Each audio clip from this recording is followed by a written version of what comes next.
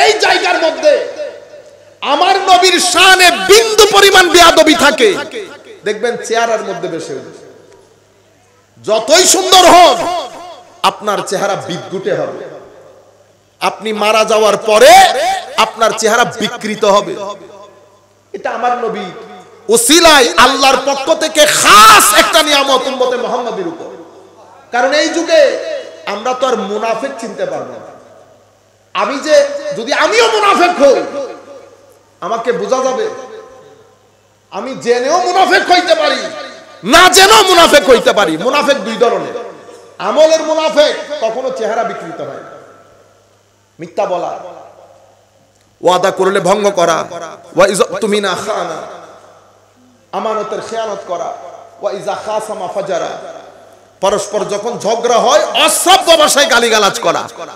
এই আমলের যেই কাজ সেটার মাধ্যমে চেহারা বিকৃত হয় না, কিন্তু একটা কাজের মাধ্যমে চেহারা বিকৃত হয়। সেটা কোনটা?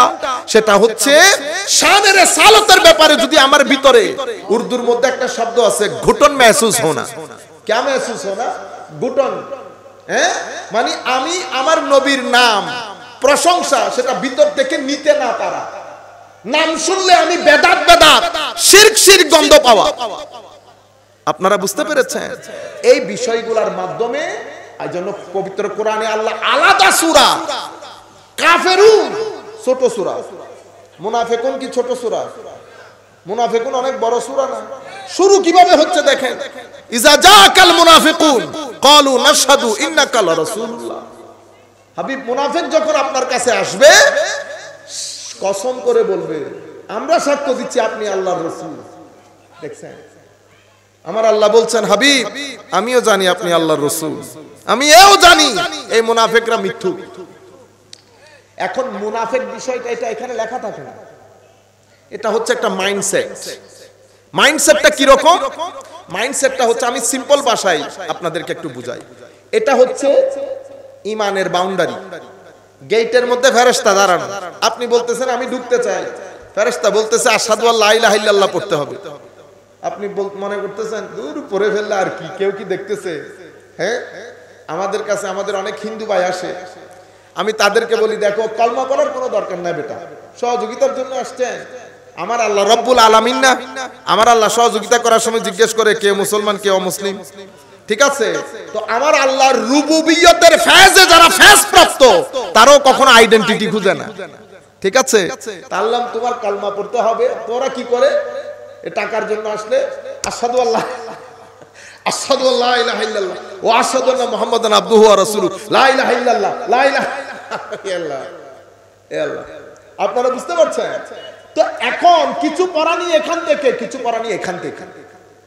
এক ব্যক্তি ধর্ম কবুল করেছে, ইসলাম কবুল করেছে। আমি যখন আমি এই কথাগুলো বলার সময় দুই তিন জনের চেহারা আমার চোখে ভাসতেছে।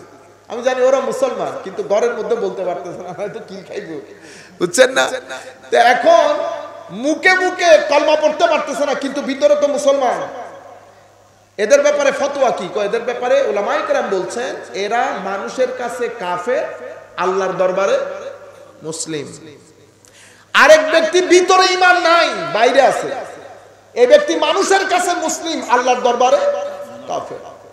তো মাইন্ডসেট কি? মাইন্ডসেট এই তো ঢুকছে বিসমিল্লাহ করে, হ্যাঁ ঢুকে গেছে, যে কোনো কারণে ঢুকছে।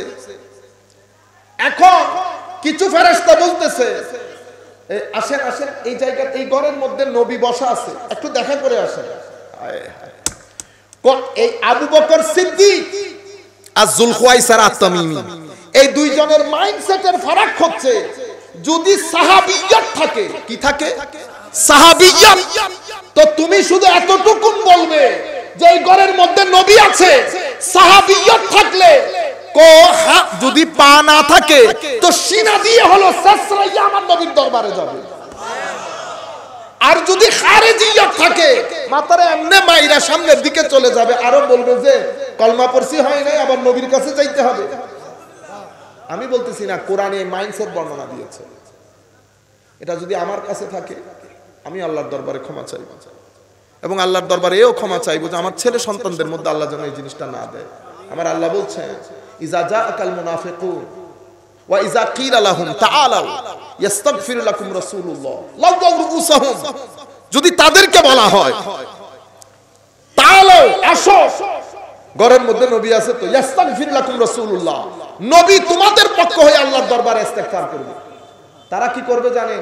লাউ ওয়াউ রুউসাহুম, মাথারে এমনে ঝাঁকুনি মাইরা, ওয়াহুম মুস্তাকবিরুন, অহংকার প্রদর্শন করবে। মানে কলমা পড়ছি হয় নাই, এখন কি আবার নবীর পূজা করতে হবে? এই জবান খারেজিয়তের জবান, এটা সাহাবিয়তের জবান। সাহাবিয়তের জবান তো আল্লাহু ওয়া রাসূলুহু আ'লাম বিআবি আনতা ওয়া উম্মি ইয়া রাসূলুল্লাহ, সাহাবিয়তের জবান। সাহাবিয়তের জবান তো ঘাম মুবারককে আতর হিসেবে ব্যবহার করা। সাহাবিয়ত তো আমার নবীর চুল মুবারক সংরক্ষণ করে বলা, আনাস আমার কাছে যদি আমাদের নবীর একটা চুল মুবারক থাকতো, সেটা আসমান জমিনের মাঝখানে সমস্ত সম্পদ থেকে আমার কাছে উন্নত সম্পদ হতো। সাহাবিয়ত তো আমার নবীর ব্যবহৃত অজুর পানি নিয়ে মুখে বুকে লাগান। আপনারা বুঝতে পেরেছেন? নবীর ব্যবহৃত অজুর পানি বুকে বুকে লাগানোর জন্য ইশকের দরকার হয়। এটা ইশক বাদে সম্ভব না, কারণ শরীয়তের ভাইসরা ক্লিয়ার। শরীয়ত কি বলেছে? শরীয়ত বলেছে ব্যবহৃত অজুর পানি যদি ব্যবহার হয়ে যায় এটা তো পবিত্র না। আপনারা বুঝতে পেরেছেন? আর আমরা নূর মাটি পাগল হয়ে যাচ্ছি। ও ভাই, আপনি যেটা মনে করছেন যদি সেটা হয়, আমার নবীর ঘামের মধ্যে দুর্গন্ধ থাকার কথা না, বলেন তো দেখি। এখন আমি আপনাকে এগুলা তো যদি আমি খুঁজে খুঁজে হাদিস বলতাম, তাইলে তো আপনি বলতে পারতেন খুঁজা খুঁজা হাদিস বলতেছি, বুখারী মুসলিম শরীফের হাদিস না। আমি এও জানি, লিখে রাখেন, আজ থেকে 10-15-20 বছর যাওয়ার দে এই সমস্ত হাদিস বুখারী মুসলিম থেকে তুলে দেওয়া হয় নতুন পাবলিকেশনের মধ্যে, বেদাত এবং শিরকের নাম দিয়ে। আজীব মাহৌল। আপনি সিম্পল একটা কথা যদি চিন্তা করেন, উম্মত কেউ মাটির দিকে দৌড়াইতেছে, কেউ আমাদের কাছে ওয়াজ নাই আর কিছু, এত বড় কোরআন, এত বড় কিতাব, কত কথা এখান থেকে বলতে পারতাম, কোনো ওয়াজ নাই। আমাদের ওয়াজ ঘুরে ফিরে এগুলা।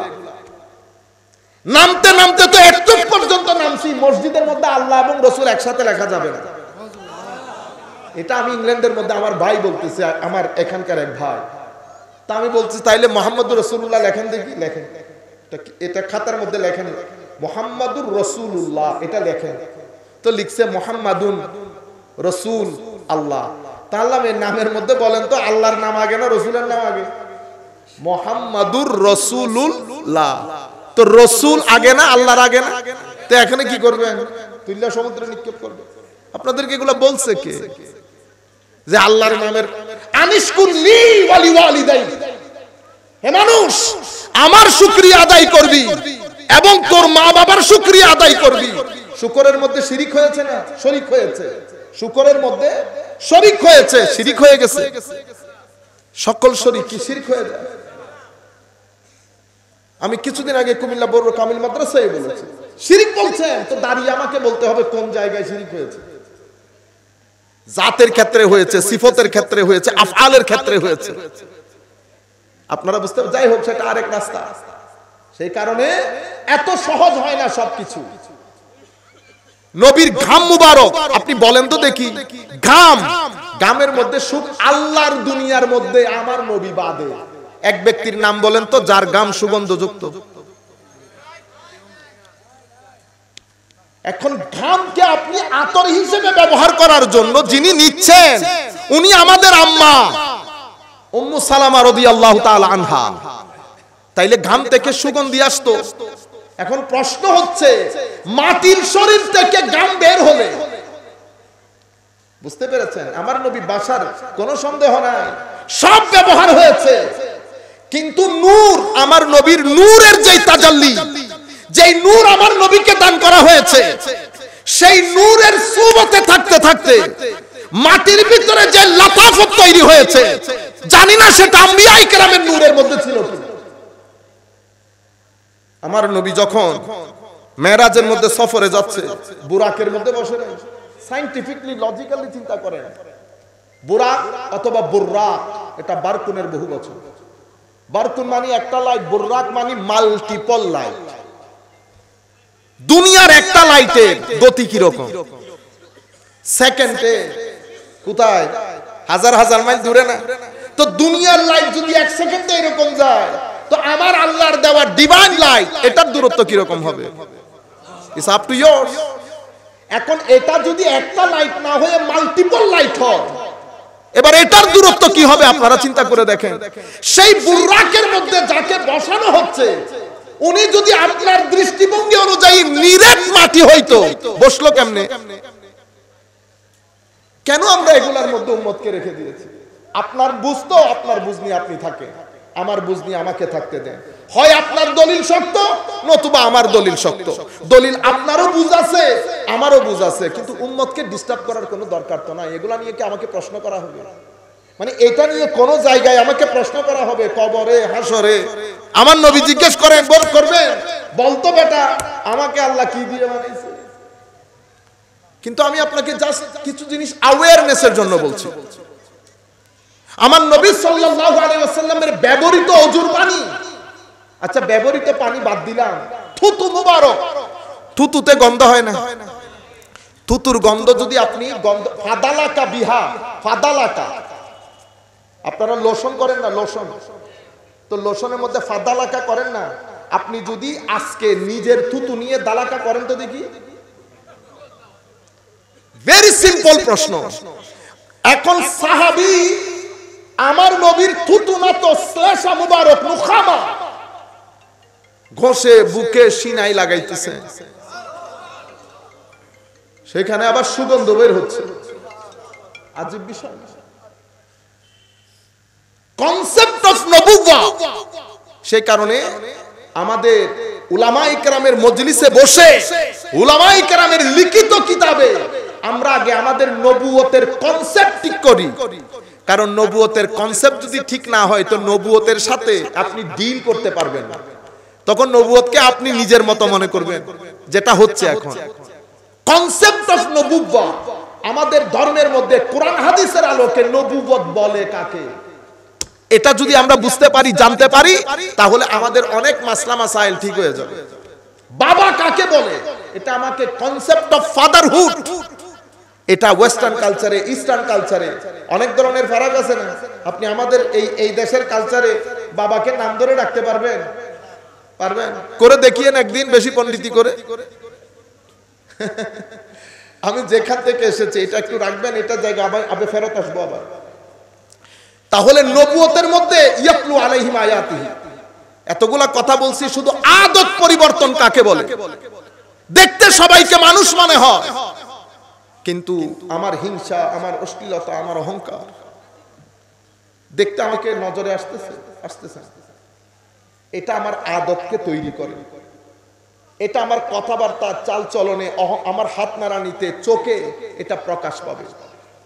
আপনারা বলতেছেন না মানুষটা অহংকারী, কেমনে বুঝছেন?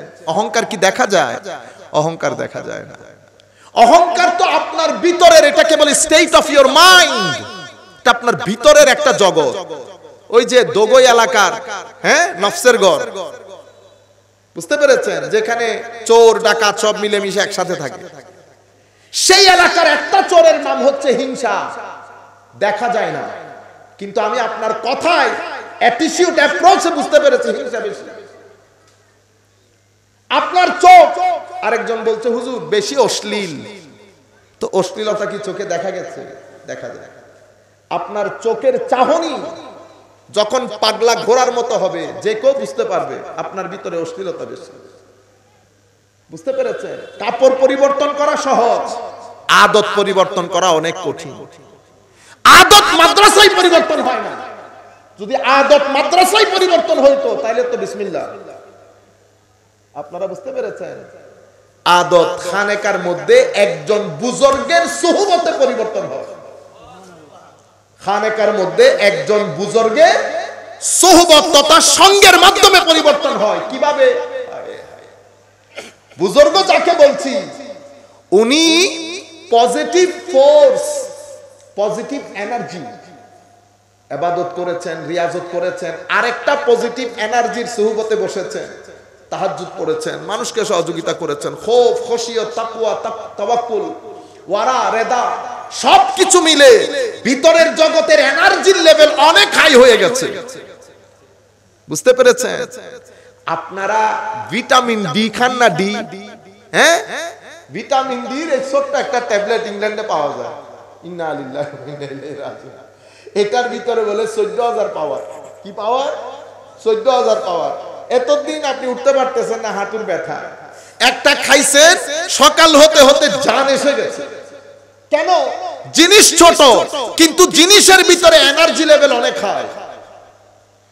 তো আল্লাহর যারা বুজুর্গানে দিন, আলেমে রব্বানি, যাদেরকে আমরা আল্লাহর ওলি বলি, তাদেরও এনার্জি লেভেল অনেক হাই হয়ে থাকে। আমি যখন এই কথাগুলো বলবো, ভন্ডামির দিকে যাবেন না। আপনারা বুঝতে পেরেছেন? আমি বুঝি আমাদের এখানে বেড়ে গেছে জিনিসগুলা, কিন্তু আমি ওগুলোর কথা বলতে, তাহলে তো আপনি মুসলমানও খুঁজে পাবেন না। আছে এখানে মুসলমান খুঁজে বের করার মতো? আমি নিজেও তো প্রতারণা করি, ধোঁকাবাজি করি, মিথ্যা বলি, অহংকার করি, হিংসা করি, মানুষকে গালি দেই, ধাক্কা মারি, বাচ্চাদের দুধে মিক্স করি, মাদ্রাসার ছেলেপুলের সাথে অসৎ আচরণ করি। কোন কাজটা আমি করি না? যেই কাজগুলো আমরা করি, সেই কাজগুলো করার কারণে পূর্ববর্তী উম্মতদেরকে আল্লাহ ধ্বংস করে দিয়েছেন। শুআয়ব আলাইহিস সালামের কওম বলেন, লূত আলাইহিস সালামের কওম বলেন, কিন্তু আল্লাহ আমাকে এখনো জমিনের উপরে রাখেন নাই। কেন? আমার সাথে কি আল্লাহর আত্মীয়তা বেশি? সেটা কার কারণে? সেটা আমার নবীর কারণে। দুই আমিনের কারণে উম্মত বেঁচে গেছে। একটা উজুদে মুস্তাফা, ইস্তিগফারে মুস্তাফা এবং ইস্তিগফারে উলামায়ে রাব্বানি, মুমিনের ইস্তিগফার। আপনারা বুঝতে পেরেছেন? কিছু জিনিস দেখা যায় না। এই ধরনের এনার্জেটিক লোকের সঙ্গতে যখন বসবেন, আপনি ভিতর থেকে ফ্রেশ হয়ে যাবেন। কেন? আপনি বুঝবেনও না আপনার ভিতরের জগতের মধ্যে তরঙ্গ তৈরি হয়েছে। তরঙ্গ তৈরি হয়েছে কেন? কারণ আপনি একটা চুম্বকের সংস্পর্শে বসেছেন। পেরেক যখন চুম্বকের সাথে থাকে, 1 দিন, 2 দিন, 3 দিন, 10 দিন যেতে না যেতে চুম্বক পেরেকের মধ্যেও চুম্বকের বৈশিষ্ট্য ট্রান্সফার হয়ে চলে আসে। নজরে এসেছে? আসে না। ঠিক সেভাবে মুমিনের সিনার ভিতরে আল্লাহ খাস নূর দান করে। সায়েন্স যেটাকে পজিটিভ এনার্জি বলে, এই ধরনের এনার্জেটিক লোকের সামনে যখন আপনি বসবেন, অটোমেটিক্যালি আপনার সিনার ভিতরও পরিবর্তন শুরু হবে। এই জন্য ওয়াজ আর বক্তব্যের মধ্যে ফারাক আছে। বক্তব্যের মাধ্যমে কোন একটা বিষয় আলোচিত হয়, মানুষের জীবন পরিবর্তন হয়। ওয়াজের মাধ্যমে মানুষের জীবন পরিবর্তন হয়। বক্তব্যের জন্য শুধু জ্ঞান দরকার, ওয়াজের জন্য জ্ঞানের সাথে সিজদাও দরকার। সিজদাও দরকার। আপনারা বুঝতে পেরেছেন? যাই হোক, আমাদের নবী সাল্লাল্লাহু আলাইহি, আমি ক্রাক্স বুঝাতে গিয়ে বলেছি, ইয়াতু আলাইহিম আয়াতি, কেন ওয়ায়ুযাক্কিহিম, কেন আমাদেরকে পরিশোধন করতে হয়। এরপর ওয়ায়ুআল্লিমুহুমুল কিতাবা ওয়াল হিকমা, কিতাব এবং হিকমতের জ্ঞান শিখানোর জন্য আমার নবীর আগমন। 4টা প্রফেসিক রেসপন্সিবিলিটিস, নবীদের মূল দায়িত্ব: তিলাওয়াত, তাজকিয়া, তালিম। এক কথাই যদি বলি, তালিম এবং তারবিয়া, তালিম এবং তারবিয়া। আসেন আমরা কয়েকবার দরুদ শরীফ পড়ি। সাল্লি আলা রাসূলিনা।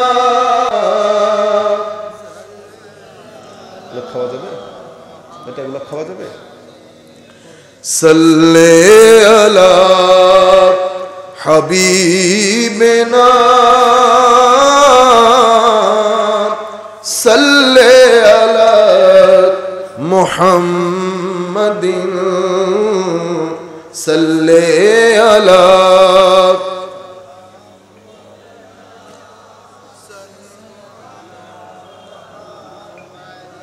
ज़मीनो ज़मान तुम्हारे लिए, मकीनो मकान तुम्हारे लिए,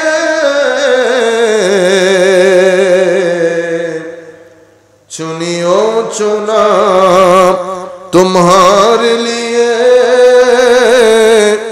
बने दो जहां तुम्हारे लिए, सल्ले अला रसूलिना, सल्ले अला मुহাম্মাদিন। সম্মানিত উপস্থিতি, আমি বিষয়টা এখানে রাখি, পিছনে চলে যায় আবার। এখন এই জায়গার মধ্যে এসে আপনি দেখেন, এটা তো ফিকহ ইসলামী, একই কমেন্ট করেছে আমাদের তাসাউফ এবং তরিকতের উপর। ইসলামের মধ্যে তরিকত বলতে কোনো কিছু নাই। এটা নাকি মুসলমানরা পরবর্তী যুগের আল্লাহর ওলি আলেমরা এই খ্রিস্টান ধর্ম, হিন্দু ধর্ম, ইহুদি ধর্ম থেকে নিয়ে এটা মুসলমানদের তাসাউফ তরিকত বলে চালাই দিছে। নাউজুবিল্লাহ বলেন। একই কথা হাদিসে পাক নিয়ে, আপনারা পুরো বিষয়টা বুঝতে পারবেন। হাদিসে পাক নিয়ে একই কথা, মুসলমানরা যেটাকে সুন্নাহ বলে আসলে সেটা তাদের নবীর যুগে ছিল না, এটা নাকি পরবর্তী যুগের আলেমরা, পরবর্তী যুগে আলেমরা কিছু কথাবার্তা, সংস্কৃতি, ট্র্যাডিশন, ভ্যালিউস এগুলাকে সুন্নাত বলে চালিয়ে দিয়েছে। কারণ সেজন্য হাদিস ইসলামের সোর্স হইতে পারে না। কেন? এটা এসেছে 300 বছর পরে। দেখছেন এখন এভাবে নাই নাই নাই নাই, আমাদের কোনো কিছুই নাই। তো সেটার একটা প্রতিক্রিয়া আমাদের সমাজের মধ্যে আমরা লক্ষ্য করি। আল্লাহ রাব্বুল আলামিন আমাদের হামি ও নাসির হোক। মাওলাই করিম আমাদেরকে এই চরম ফিতনা থেকে আল্লাহ আমাদেরকে রক্ষা করুন। সম্মানিত উপস্থিতি, এখন আমরা কিছুদিনের মধ্যে আমরা সবাই মেরাজুন নবী সাল্লাল্লাহু আলাইহি ওয়াসাল্লাম মাহফিল হবে, উদযাপন করব, শরীক হব। এই সমস্ত মাহফিলের মধ্যে শরীক হবেন, এই সমস্ত মাহফিলের মধ্যে শরীক হবেন। মনে রাখবেন, আমাদের ধর্মের মধ্যে দুইটা পিরিয়ড আছে।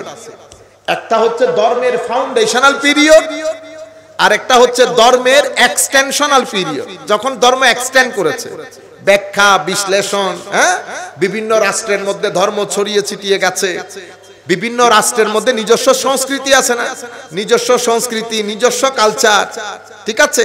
সেই সমাজের মধ্যে উলামায়ে কেরাম তরুণ প্রজন্মকে বাঁচানোর জন্য অনেক ধরনের প্রোগ্রাম দিয়েছেন। তার মধ্যে একটা প্রোগ্রাম সুফিয়ায়ে কেরাম মেরাজে মুস্তাফার মাহফিলের মাধ্যমে দিয়েছে, ঠিক আছে। এগুলা হচ্ছে ধর্ম শিক্ষার বিভিন্ন মাধ্যম, ধর্ম শিক্ষার বিভিন্ন মাধ্যম। আরেকটা হচ্ছে আল্লাহর দরবারে নিয়ামতের শুকরিয়া আদায় করা। কেন? কারণ মেরাজের মাধ্যমে আমার নবীর জীবনে যেই ঘটনা ঘটেছে, পুরো পৃথিবী বাদ দেন কি বলছে, খুদ আমার আল্লাহ কোরআনে পাকের মধ্যে যখন মেরাজের বর্ণনা শুরু করেছেন, শব্দ ব্যবহার করেছে সুবহান। কি ব্যবহার করেছে? সুবহান। মানে দুনিয়া বাদ দেন, দুনিয়াবাসী কি বলে কি বলে না, আমার আল্লাহ নিজেই বলছেন সুবহান।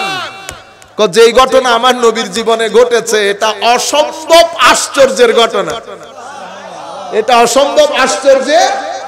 আল্লাহ নিজেই বলছেন সুবহান। কেন? সুবহান কখন বলে? আপনারা সুবহানাল্লাহ কখন বলেন? বাঁশ দেখলে বলেন, গাছ দেখলে বলেন না, এমন একটা ঘটনা। আমরা কি কোনো অসুবিধা হচ্ছে? না না না। ও হ্যাঁ, আমরা স্বাভাবিকভাবে এমন কিছু ঘটনা যেটা সাধারণভাবে ঘটে না, যেটা আমাদেরকে আবেগে আপ্লুত করে, যেটা আমরা হয় না জিহ্বায় কামড় দিয়ে দেওয়া, ওয়াও কি ঘটনা ঘটলো। ইংরেজির মধ্যে যেখানে আমরা ওয়াও বলি, আরবির মধ্যে সেখানে আমরা সুবহানাল্লাহ বলি। তা আপনারা কি গরু দেখলে ওয়াও বলেন? প্যান্ডেল দেখলে ওয়াও বলেন না? ওয়াও এর একটা জায়গা আছে। তো যেখানে আমার আল্লাহ নিজে বলছেন ওয়াও, ঘটনা ঘটিয়েছেন আল্লাহ, নিয়ে গেছেন আল্লাহ, সেই আল্লাহ কোরআনের আয়াতের শুরু সুবহান। আগে নিজের পবিত্রতার বর্ণনা দিচ্ছেন। সুবহান মানি কি মাওলা? সুবহান মানি, হে মানুষ, আমি সেই মহান সত্তা যাকে ধরা ছোঁয়া যায় না, না হাত দিয়ে ধরতে পারবেন, না নিজের সোচ বিচার দিয়ে ধরতে পারবেন। কোন অ্যাঙ্গেল থেকে আল্লাহ আপনার ছোঁয়ার বাইরে, কোন অ্যাঙ্গেল থেকে আল্লাহকে ধরা যায় না, ছোঁয়া যায় না। সুবহান। কিরকম? না তুমি ব্রেইন দিয়ে চিন্তা করতে পারবা, কারণ আল্লাহর কোনো শুরু নাই, কোনো শেষ নাই, কোনো আগে নাই, কোনো পর নাই, কোনো ডান নাই, কোনো বাম নাই, কোনো উপর নাই। আপনারা শব্দগুলো খেয়াল করবেন, কারণ এখানে এটা নিয়ে অনেক বড় ফিতনা শুরু হয়েছে। কোনো ডান বাম, উপর নিচ, সামনে পিছনে নাই। শনিবার রবিবার সোমবার সপ্তাহ মাস, চিটাং বাংলাদেশ, আসমান জমিন কোনো কিছু, মানে আমার আল্লাহ টাইম এন্ড স্পেস থেকে পুত পবিত্র। কারণ তিনি তখনও ছিলেন যখন তিনি বাদে আর কোনো কিছুই ছিল না, এখনো ঠিক তেমন আছেন আগে যেমন ছিলেন। লাইসা কামিসলিহি শাই। সুবহান, নিজের মহানত্ব পবিত্রতা ঘোষণা করে আমার আল্লাহ বলছেন আল্লাযী। দেখছেন একই আয়াত, অ্যাড্রেস সম্বোধনের মধ্যে আল্লাহ সামিউম বাসির পর্যন্ত সম্বোধনকে আমার আল্লাহ 3 বার পরিবর্তন করেছে। পবিত্রতা, মহানত্ব সেই মহান সত্তার যিনি নিয়ে গেছেন তার প্রিয় বান্দাকে বিআবদিহি। মাওলা আব্দুল কেন বললেন? যেই আশ্চর্য ঘটনা ঘটেছে আমি যদি আব্দুল না বলি পরবর্তীতে মানুষ এসে, কারণ যেই ঘটনা ঘটেছে আল্লাহ নিজেই বলছে অসম্ভব আশ্চর্যের, তো এরকম আশ্চর্যের ঘটনা যদি পরবর্তী লোকজন, হয়তো দিনের জ্ঞান থাকবে না, সে তো আমার বান্দাকে আমার পার্ট বানিয়ে ফেলবে। বিআবদিহি, তো বিআবদিহি এটা আপনার আব্দুল না, এটা বুঝতে হলে ইকবালকে জিজ্ঞেস করতে হবে, হুজুর আবদিহি মানে কি?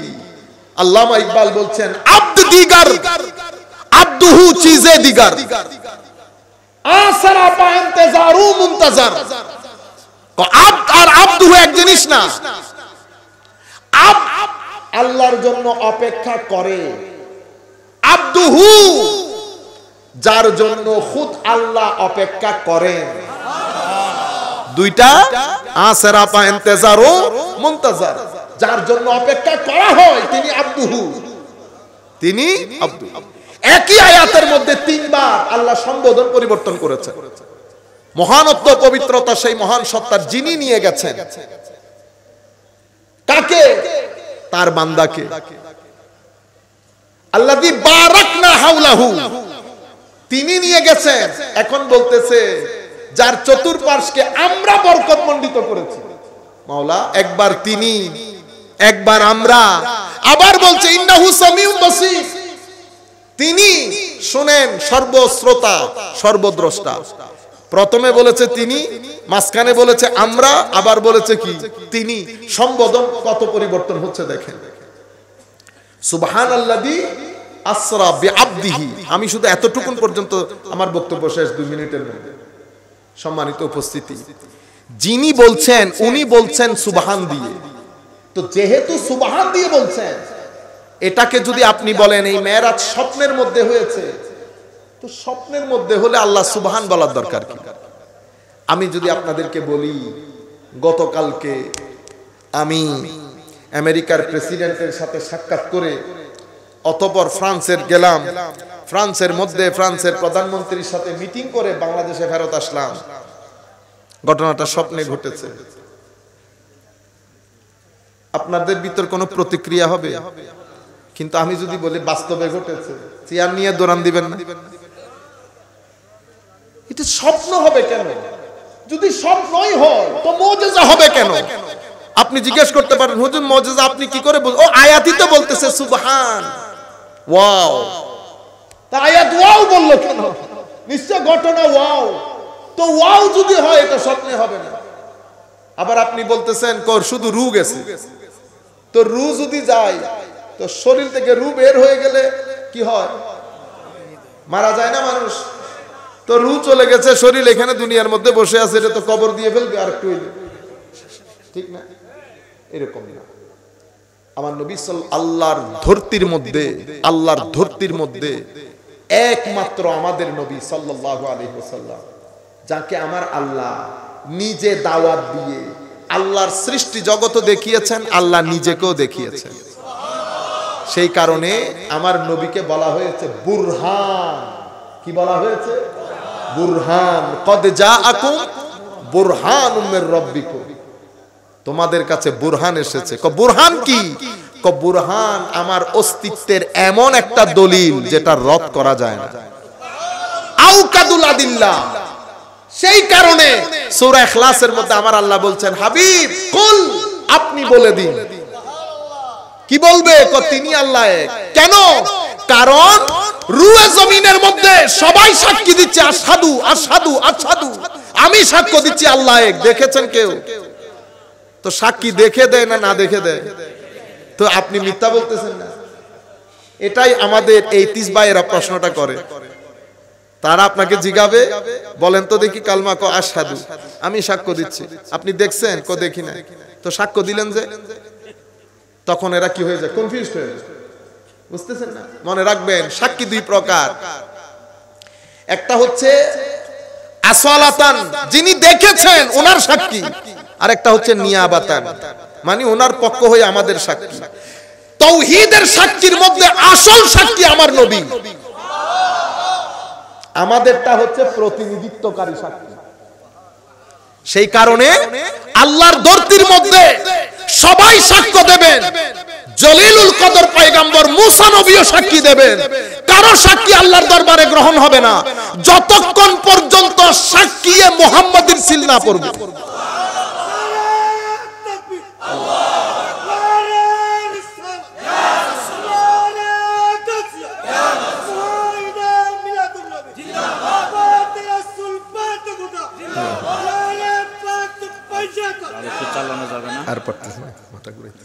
সম্মানিত উপস্থিতি, সেই কারণে আমার আল্লাহ কোরআনে পাকের মধ্যে বলছেন কি হবে সেই দিন? সবাই সাক্ষী দিবে, ওয়াজিনা বিকা আলা হাউলায়ে শাহিদা, সবার সাক্ষীর উপর আমার নবীর সাক্ষী পেশ করা হবে। সেই কারণে আমার আল্লাহ আজীব লাগে আমার মাঝে মধ্যে, মানে কি পরিমাণ মহব্বত দেখেন।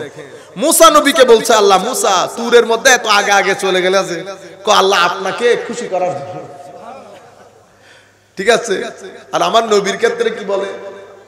ওয়ালা সাউফা ইউতিকা রাব্বুকা ফাতারদা, আমি দেব আপনি রাজি হবেন, রাজি না হয়ে পারবেন না, মুখ থেকে হাসি বেরই হবে হাবিব। মুসা আলাইহিস সালামের মতো পয়গম্বরকে বলতেছেন আগে আগে চলে গেলাম, আল্লাহ আপনাকে রাজি করার জন্য। আপনারা বুঝতে পেরেছেন?